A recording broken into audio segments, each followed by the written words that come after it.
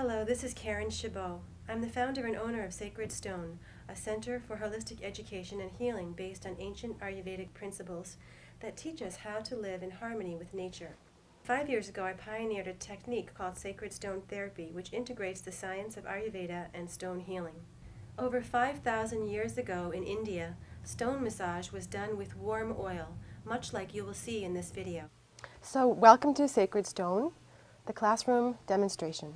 This is Michelle, my assistant. And before you begin a Sacred Stone treatment, it's always good to take your shoes off to feel really connected to the earth. And I want to show you about my table here. I have 4 crystals at the corners. They're citrine, and I taped this one up. I glued the other one. Sometimes they fall off and you just have to re-glue them. And they're there to bring the energy inward toward the client, and they're there to protect the client as well. So what I'm going to do to begin the treatment is chant Hari Om. Hari Om is the very first thing I do to create a sacred space.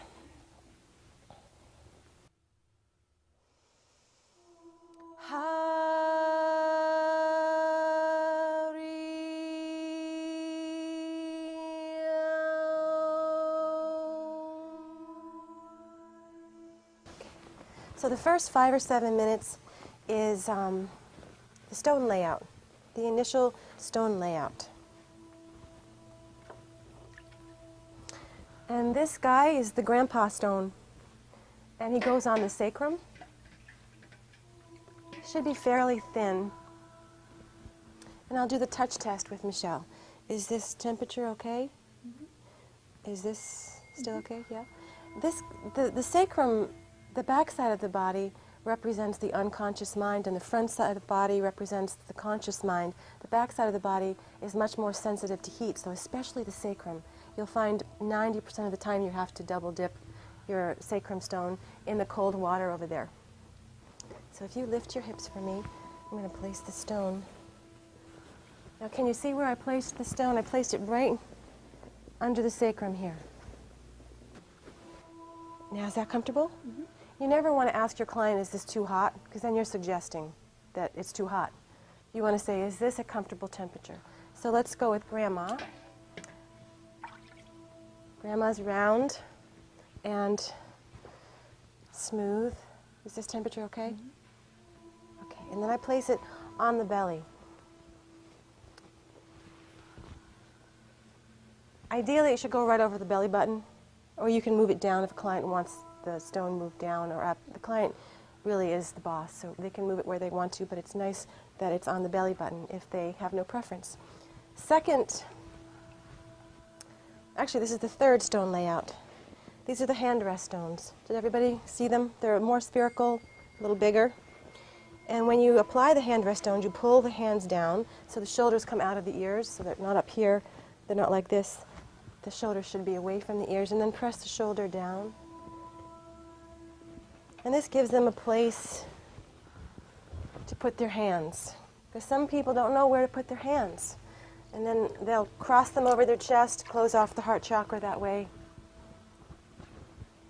Or if they leave them straight down without any support, what happens is the shoulders come up. So if you look at this position, laying supine with your hands elevated, the shoulders come back onto the table. Or if they're straight arms, notice the shoulders want to come with you and will come back up. So when the wrists are elevated, the shoulders get to go back down to the table, or they're more inclined to go back down to the table. So what we did was work with the lower chakras right now. She's got the sacrum, the first chakra. She's got the second chakra, and the 2 hand rest stones are also in that orbit of the first and second chakra. So we want to work with the first chakras first, and moving up the chakra system.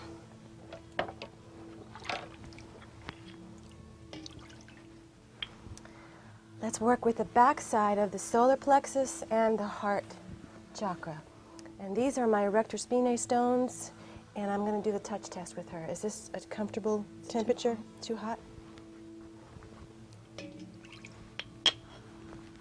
So I just dip them in the water, and one little dippity-do really does the trick. Is this okay? Can you do a half a sit-up? Can you see where they are? You don't want them to stick out, because if they stick out, then you can't massage this part of the body because the stones will be in the way. So it's really right on the back side of the solar plexus and the heart chakra, not up too high. And now let's work with the solar plexus. Let's apply a citrine.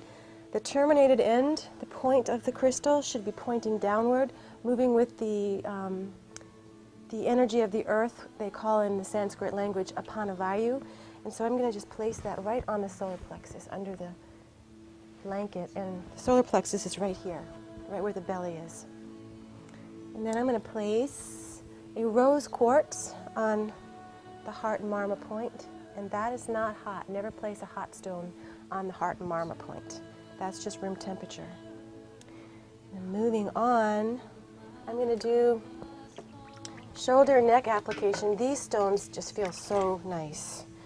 This is a lot of my clients just love this. This spot can take a lot of heat, so you don't have to usually dip these too much. How's that? Mm-hmm.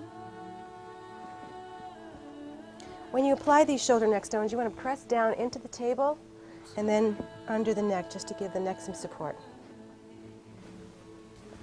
And that brings me to this next point. The table should be cushioned. Your table should have an egg cushion. I'll show you what's underneath here. Well, actually, you can't really fully see it because I've got it tacked up, but there's an egg foam cushion. I think it's like $10 at Walmart or Bed and Bath. So we're still working with the fifth chakra, the throat chakra, blue lapis. It's a raw blue lapis. I apply it to the throat, and some people feel kind of funny about having a stone on their throat, so if they do, they feel suffocated. It's amazing. You can just take a tissue, a cotton tissue, and place it over the client's neck and then the blue lapis, and they feel less suffocated that way. And this really helps calm people, so even the chattiest patties just quiet. They stop talking, usually. Michelle's not a chatty patty. This is the amethyst crystal. The terminated end, again, goes with the upanavayu, the flow downward toward her feet, the earth energy flow. To apply a quartz crystal or any crystal to the third eye, you want to hold it like this and touch the side of your hand to their crown chakra and then roll in toward the third eye. If you come into the third eye directly through the chakra, it's very disconcerting to the client. So now the last thing she needs is a sandbag, a 10-pound sandbag. It's warmed up from the heater over there. I bought that heater at Home Depot, $39. Not a bad deal. And what this does is it brings the femurs into the hip socket. It really grounds the femurs into the hip socket. And it helps ground the client in general. And this whole therapy is designed to ground the client and work with the earth energy. How do you feel, Michelle? Good, okay. A wonderful way to begin in Ayurvedic tradition is to use a fresh lime or lemon on the soles of your client's feet. And even better, if you put a little salt on it. Salt with the lemon really encourages detoxification of the entire body. It draws toxins right out of the system. And it also helps clean the feet, purify everything. Good. And then I use castor oil on the feet. All my oil is warmed. Never want to apply cold oil to the body. Castor oil draws out impurities. It draws systemic inflammations out of the body, and it helps break up earth, calluses, corns, warts, dry skin, and it just feels so nice. And you notice I'm moving in the direction of the way the toes come out, the terminal ends they call it.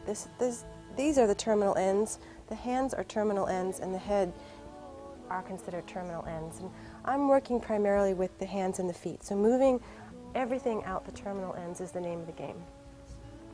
Grounding the person. Can I give you a stretch this way? I feel okay? Good. I like to rock side to side. This helps balance the right and left hemispheres of the brain.